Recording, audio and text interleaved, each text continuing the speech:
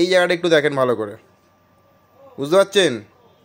বেঁকে গেছে, যেটাকে বলে ব্যান্ড হয়ে যাওয়া। ফোনটা কতদিন হয়েছে কিনেছো? আমি 25 ডেজ, যখনই আপনার ফার্স্ট সেল ছিল তখনই আমি এটা অর্ডার দিয়ে কিনেছিলাম। তো আমি আরেকবার দেখাচ্ছি দর্শক, আপনারা দেখুন এদিকটা কিন্তু ঠিক আছে, বাট এই দিকে যখনই আসবো এই দেখুন এই পাশটা কিন্তু বাঁক ধরেছে, যেটাকে আমি একটু ফোকাস করে আপনাদের দেখাচ্ছি, যদি দেখতে পান তাহলে বুঝতে পারবেন। এই মোবাইলটা কিন্তু এতটাই ক্রেজ করেছে মার্কেটে। মোবাইলটার নাম হচ্ছে নাথিং 2A।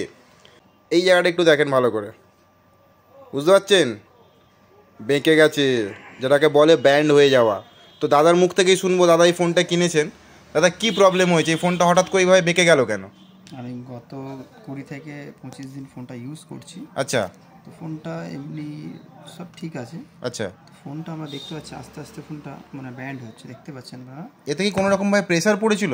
না না, কোনো কিছু প্রেশার নাই। আমি খুব সেরকমভাবে ইউজও করি না, ঠিক আছে? দেখতে পাচ্ছেন আমরা অনেকটা এই জায়গাটা করে ব্যান্ড, এদিকটাই ঠিক আছে কিন্তু এদিকটাই করে দেখতে পাচ্ছেন। হ্যাঁ, আমরা তো বুঝতে পারছি, নিজের চোখে খালি চোখে যেটা দেখেই বোঝা যাচ্ছে, আমরা জানি না। হেভি ওয়েস কোনো কিছু ইউজই হয় না। আপনি দেখতে পাচ্ছেন আমাদের কত ল্যামিনেট করে আমরা ইউজ করি, পেপার ল্যামিনেট এর পেছনে পেপারও দেওয়া আছে, পেপার দেওয়া আছে এবং ক্যামেরা প্রোটেকশন লাগানো আছে। মানে এত সাবধানতার সাথে ব্যবহার করার সত্ত্বেও আমরা সফট কেস আমি অর্ডার নিয়ে কিনেছিলাম, তো অনেকটাই আমি সেফলি ইউজ করি। আচ্ছা, তাও ফোনটা মানে ঠিক বিল্ড কোয়ালিটি আমার মনে হয় ফোনটা সেরকম কোম্পানি দিতে পারেনি। এই ফোনটা কতদিন হয়েছে কিনেছো? আমি 25 ডেজ, যখনই আপনার ফার্স্ট সেল ছিল তখনই আমি এটা অর্ডার দিয়ে কিনেছিলাম। এটা 256 GB variant, 256 GB variant, top variant কিনেছি। তো আমি আরেকবার দেখাচ্ছি দর্শক, আপনারা দেখুন এদিকটা কিন্তু ঠিক আছে, বাট এই দিকে যখনই আসবো এই দেখুন এই পাশটা কিন্তু বাঁক ধরেছে, যেটাকে ব্যান্ড বলে। একদম এই জায়গাটাই এইভাবেই ফোনগুলো ব্যান্ড হচ্ছে। এত টাকা খরচ করে মোবাইল ফোন কেনার কোনো মানেই হয় না যদি এইভাবে সমস্যার সম্মুখীন হয়। ফোনটার বিল্ড কোয়ালিটি আরও একটু উন্নত মানের দেওয়ার দরকার ছিল। বাকি ফোনে কোনো প্রবলেম নেই তো? এই সফটওয়্যারে কোনো ইস্যু নেই তো? একটু বাল্ক আছে, বাল্ক জিনিসটা থাকে। আচ্ছা, তো কিছু কিছু ফটো প্রসেস করার সময় অনেকটা টাইম নেয়।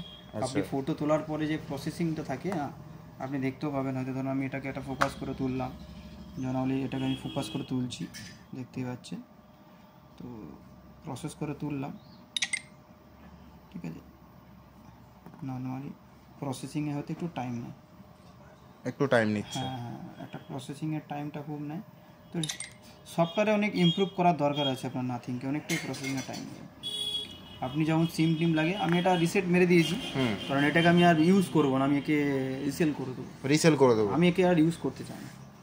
আপনি মানে দেখতে কতটা মনে কষ্ট হলে, কতটা ব্যথা হলে একটা মানুষ ফোন এত টাকা দিয়ে কেনে, তারপর 20 থেকে 25 দিনের মধ্যেই সেটাকে রিসেল করে দেওয়ার চিন্তাভাবনা করছে। তো আপনারাও একটু সাবধানের সাথে ফোনটা ব্যবহার করুন। আমি বলতে চাইছি না যে নাথিংয়ের সব মোবাইলে এইরকম হচ্ছে। এখন বলা যায় না ইলেকট্রনিক্স ডিভাইস কখন কার কাছে কী প্রবলেম আসে, সেটা সেই বুঝতে পারে। তো আপাতত এটাই আমরা দেখানোর জন্য ভিডিওটা বানিয়েছিলাম। আপনারা পেজের সঙ্গে যুক্ত থাকুন। এইরকম আরও গ্যাজেট বা মোবাইল রিলেটেড কোনো ভিডিও আমরা যদি পাই, অবশ্যই প্রবলেম সে সমস্ত যদি দেখতে পাই আপনাদের সামনে নিয়ে আসবো ভিডিওর মাধ্যমে।